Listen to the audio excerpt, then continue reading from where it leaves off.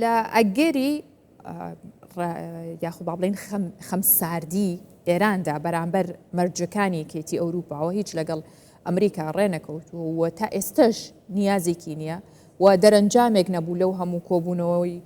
کە هەبوو ڕێکەوتنێک نەبوو بۆیە ئەوروپا ئێستا 3 مەرجی بۆ داناوە بۆ ئێران کە ئەگەر بێت و لەسەر ئەم مەرجانە ڕێکەوتن نەکە و ڕازی نەبێت ڕەزامەند نەبێت ئەوە یەکێتی ئەوروپا بە تایبەت 3 وڵاتی ئەوروپا فەڕەنسا و ئەڵمانیا و ئەم وڵاتانە پاکێجی سزاکانی سناپباکی جارێکتر بۆ چالاکەکەنەوە کە ئەمە لەسەر ئابووری ئێران زۆر خراپەکەوێت بۆ گفتوگۆی زیاتر لەسەر ئەم بابەتە و لەسەر هەریەک لەو مەرجانە کە ئایا و جگە لەوەش بێجگە لەو مەرجانی کە بۆی دانرێ و جگە لەوەش ئەو پاکێجی سزانی کە هەیە واتە بە میکانیزمی سناپباک کە خۆی کۆمەڵێک ڕاوبۆچوونی جیاوازی لەسرە ئەم میکانزمە و کۆمەڵێک سەرنجی لەسەر ئەکرێت یاخودنا هەموومانە لەگەڵ بەڕێز دارا ناتق باس دەکەم کە بەڕێزیان شارەزای ئابووری ئێرانن لە بڕۆکسلەوە ڕاستەوخۆ لە گەڵمانن بەڕێز دارام کاتت باش سڵاوت لەبێت لە خەمساردی ئێراندا یاخود با بڵێن لە ئەگەری ڕێک نەکەوتن و جێبەجێ نەکردنی مەرجەکانیە چی ڕوو ئەدات بۆ ئابووری ئێران؟ بێشک هەر وەکوە دروستیژی دە راپۆرە خوا دە ئیشارە پێ کرد ئەگەر بێت و دوێ دەرفەتە و یەک هەوی بۆ ئیرانێ هاتی دیاریکردنێ ئیران دەگەل ئەمریکای ڕێک نەکەوە و مزاکرەیەک نێتە ڕۆژەوێ و لە ڕاستیدا ئیران پابەند نەبە بەوان یاسا و ڕێسایên ناودەوڵەتی vê demê Îranê gel krîzekî bingehîn ya aborî siyasî dîplomasî di asta navdewletî de û bi taybetî di asta hundir de rûbirû bibe. Ji xwe ciwan çend salên derbasbûyî ve heya niha Îran bi giştî niha di krîzekî bingehîn ya aborî de ye. Li egera fealtirkirina mekanîzma maşe yan vegerandina ew tehrîmên ku ji aliyê civadgeha navdewletî di salên derbasbûyî de hatibû destekinandinê li egera vegerandina wan tehrîmana de bêşik bi taybetî tewawiya istraktûra civadgeha Îranê bi giştî yê bikeve bin krîzekî gelek bingehî de bi taybetî diwarê aborî, diwarê tenduristî, diwarê xwezayî, roj bi rojê rêjeya bêkariyê dê çîte serê, diwarê tenduristî bi taybetî kerta tenduristiyê li gel faciayekî pir mezin berbirû bibe, bihayê tûmenê Îranê yê roj bi rojê bête xwarê û terebêjin helewsan yê roj bi rojê zêdetir bibe û ew yêke yê bibe sedema wê yekê ku bi rastî faciayekî bingehîn ya mirovî di Îranê de rû bide. باشە بەڕێز دارە پێ دوایە ئێران چەندێک بتوانێت بەرگەی ئەو سزانە بگرێت کە ئەکرێتەوە سەری و چالاک بکرێت سزانەی کە بۆی دیاریەکرێت و جارێکی کە لە کاتێکا کە ئێستا خۆی ئابووری ئێران زۆر خراپە داڕماوە بەس دەست چەندین قەیرانی و یاخود داڕمانەوە ئەناڵێنێت یعنی ئەتوانێتەوە بەرگە بگرێت کە ئەو سزانەی بەسەرە بسەپێنرێت؟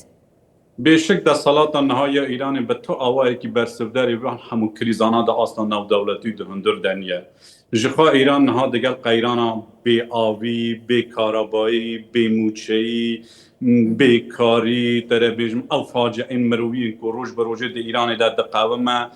لەخوا بە تۆ ئاوایەکی vê gavê yanî îran bersivderê van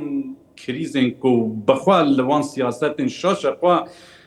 li xelkê Îranê re înaya rojevê bersivder niye li egera teslîm nebûna Îranê li hember yasan rêsayên navdewletî û neçûna Îranê bo sermîzên gotovêjî û çi tawafeqek nekî tekirinê bi bawera min krîz bingehîtir dibe û Îran bi to awayekî nika bersivderê wan wîst daxwazana be û civadgeha Îranê cuda ji vê hindê ku diwarê aborî we yê li gel qeyran û facieyên gelek mirovî berbirû bibe egera destpêkirina şerek din di Îranê di asta menteqeyî de zor zêdetir dibe vê demê li egera fealtirbûna mekanîzma maşe وگراندن وان سزان بو سر ایرانه ادی شرعیت کی زیاده تر داده جوادگاه ها ناو دولتی و به تایبتی اسرائیل و رکابرین ایران کو ایرش به تسر کرن وشن اگر دست بیکرن شهر سرهندان جواکی نارضایتین سیاسی جواکی روز به روز ل ایران ده یه زیاده تر اون جخوا او دا صلاتا کز و لاوازا کو نکاری لوان شهر 12 روزه لهمبر اسرائیل در راستی ده خواب بگره او پاس بجمت کریز ده ایران ده سرهندان به دست بیکرن و مکانیزم ماشه به باور من هیدی هم تمن رژیم کمار اسلامی بربداویه چه و همجی امه شاهد یعنی دست بکرنا سرهلدان و نارضایتین زیده تر ده ایران ده ببن اون قیران آبوری و سیاسی و جواکی یعنی با آوه برفره جوادگاه ایران بخواه بگره لو دو اگری که چاوره کرد اگر بیتو سزاکانی بسرا بسپت واتا سیستمی سناباک جبجه بکرد او $100 برامبر بيت بس 11 مليون تمني إيراني واتا تمني إيراني أونده دعوة زاد وأجر هيرشيشي بكريتا سر وهيرشي سربازي بكريتا سري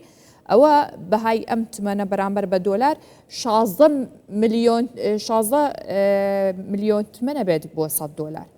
تو بيجبيني أو كيت كأمر روباتو بهاي تمن بوشة يعني بو كاميان زياتر بيجبيني أكيد بباور من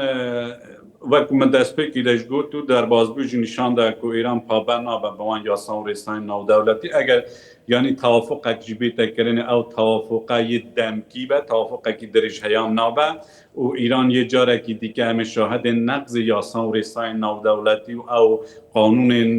نودولتی به من جالی ایرانی و دوی دمه ده به باور من بهای تومن ایران نکل 16 میلیون $100 هم بر 16 میلیون بلکه $100 رنگ بگه حیا نزی 20 میلیون و ل 20 میلیون سرترجی امی شاهد ببن و روز به روزه ارزش پاره ایران یه ورخواره و او یکیجی یه به باعث یکی که تو استراکتور آبوری ایران بکویده بن باندور و کریزه که مازن و یه به یعنی دست بکنن بجمت فاجعه که مرویه گلگ مازن لجوادگاه ایرانی ده. بله. برس دارا ناطق شارزای آبوری ایران لا بروکس لو لقل ما بس باس ببرستان.